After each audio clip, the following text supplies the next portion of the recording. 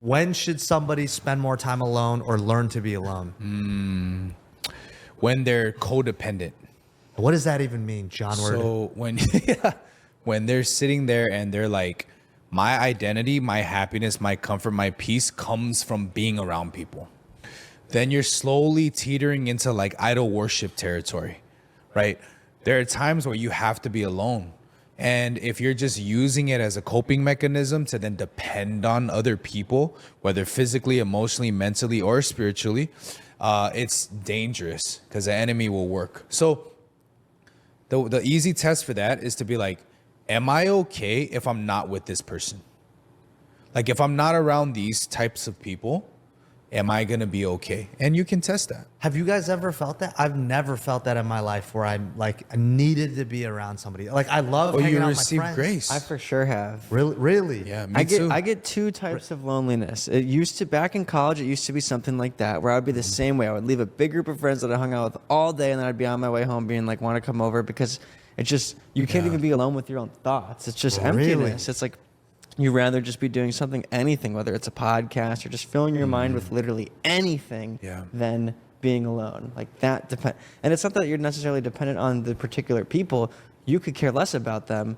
Not necessarily, but it's not that serious. And the other type of loneliness that I would have would be like, just like very feelings based, just trusting my thoughts, but telling myself that like everyone hates me or no one wants to be around me. So those are real. Listen to those So ones. you need I that agree. validation.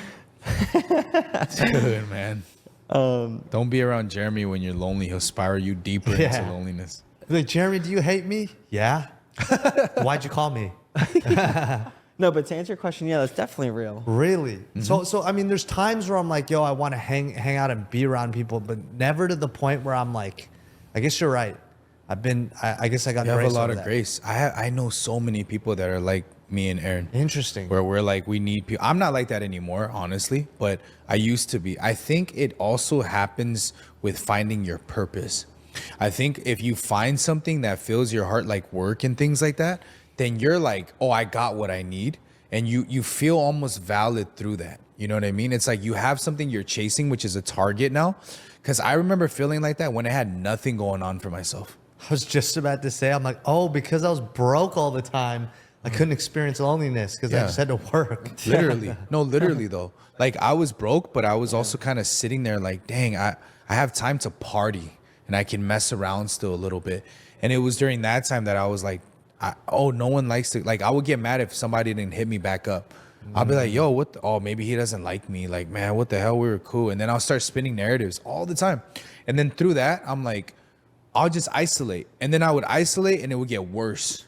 It would be like, dude, why am I so frustrated about not hanging out with certain people? And unbeknownst to them, I would just completely cut people off. And they would come to me and be like, dude, what happened? And I'm like, oh, I just feel like disrespected because you guys didn't hit me up. And how come you guys will go out with this group of friends, but you don't invite me? Like, what the heck? And it was really because I had nothing going on for myself.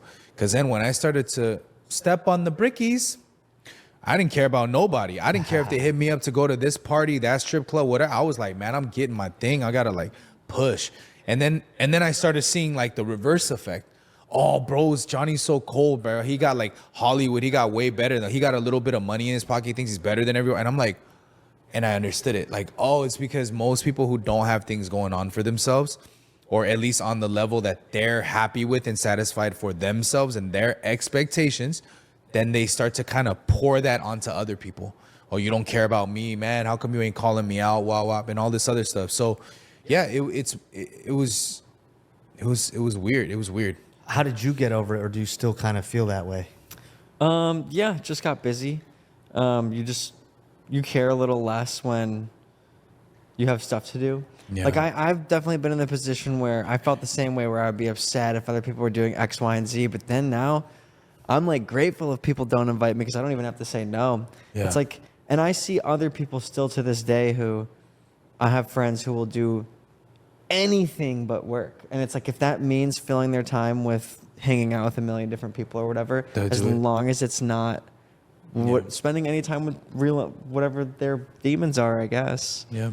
But yeah, I think it goes with when your demons clear up, a lot of other things clear up. It's like 100%. when you find your purpose, a lot of things clear up. Like I remember way back on your old podcast, you guys asked me, you're like, oh, when are you depressed? And I just said, like, when I'm bored, when I'm not busy and don't have projects going on and don't have clients, and when there's enough time to be depressed. Literally, that's how it happens. At least for me.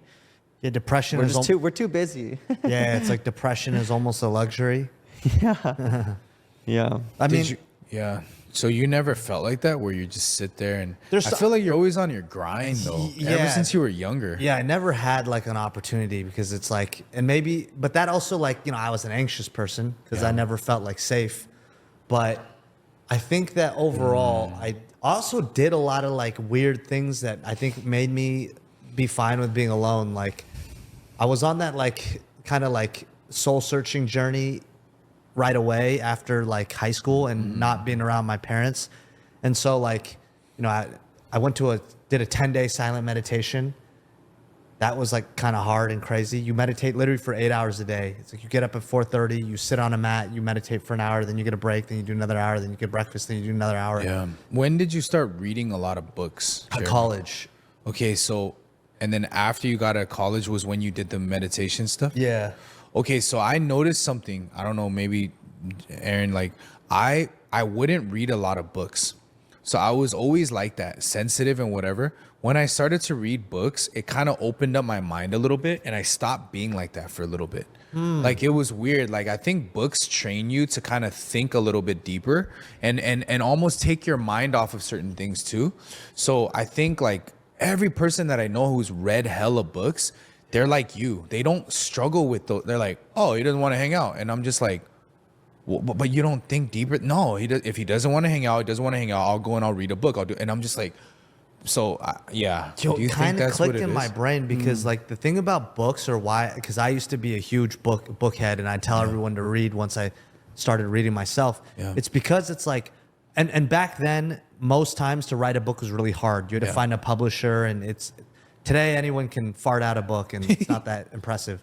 But back then it's like that's somebody that took 10 years of knowledge or however put it long their into a book. expertise and they condensed it into a book and they're giving you a worldview that you would never get. Facts. And so books would just open your mind. Even like that's why they say even reading fantasy books helps your creativity because like Yeah. you're like, oh my gosh, you start to imagine like worlds in your head of Yeah. somebody that just put words on a piece of paper. Yeah. And that is an interesting thing, right? When I started reading books about like business or self-help or marketing or how you become successful, that was like someone that's done it. You read their life story and you're like, oh, it's possible for me. And then you there's start hope. to, there's hope. There's hope. It plants something inside of you. You were getting hope out of the books. Yep. When people were getting hope out of wishy-washy people. 100%. That's Or it what was it just is. giving me a worldview, and I'm like, oh, this is possible. Oh, okay. This guy, instead of drinking and partying all day, he went out and did X, Y, Z, and that's how they become successful. Great. I'm going to try that, you know? Dude, my vocabulary improved so much just by reading the Bible. And people are like, bro, how are you so articulate with it? I was like, go ahead, say something. Go ahead. No, I was just imagining you in the hood. Like, thou art about to get the smoke. And they're like, whoa. We got a modern day Shakespeare. This is what you call a Tech 9. It's crazy. Thou art. I'm a bad reader, obviously. I've never really read more books. I read Hop on Pop and that's it. And like I'm sure there's just like a wealth of knowledge that I never got to understand or intake. I don't know. I just never got to reading. Would you start reading if you had that app that just puts that one letter in front of you? The one That you letter. could speed read? Have you seen that? No. Yeah, remember they put the word right here and it's like how fast can you read and it speeds up to 900 words per minute and you can basically No, I've never seen that. Jerome. basically what they did is they'll take a whole book and they'll take one the reason why you read slow is because you have to follow every single line down a page, right? That's why reading with your fingers faster and whatever it is. But they built this app where it was literally the word doesn't move or your eyes don't move and Right. it speeds up and you're like reading at 900 words a minute and No you're retaining way. it. And what they do is every single letter in the word, so it'll be like the brown cow. H in the will be Right. red. O will in brown will be red. So you Got can it. focus on one word, and you can Got it. digest way more. And so people are saying, like, imagine if they took all the books that are available, and now you're suddenly, We should put that in our Bible app. yeah, you could read the Bible in a day. It's crazy. Bereshit, Beshalem, Hekalem, Mekalem, you know. You're getting through numbers in a second. There's also apps now, though. There's like an app where you can like, it summarizes books. So someone like you who doesn't want to sit and read a book, you could like basically read summaries. That would still make you smarter. Yeah. Oh, this guy's like, I don't need that. I'm already brilliant. I didn't realize that it was an intelligence issue you were trying to solve for me. I'm just saying. All right. I'll try to get smarter. Thank you. Well, why don't you tell the class? You think B's or D's? Look, your ring, Bryfit socks.